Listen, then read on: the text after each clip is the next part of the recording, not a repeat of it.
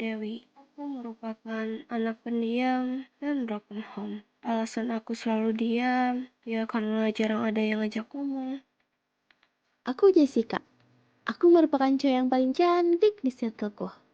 Aku selalu beruntung dalam percintaan. Banyak cowok-cowok ganteng yang menghampiriku dan mau jadi pacar aku. Aku Rania.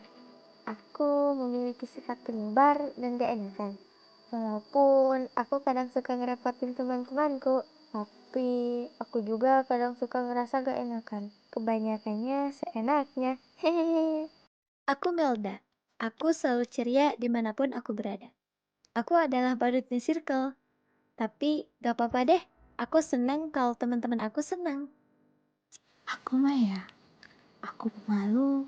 Kata teman-temanku, aku rajin.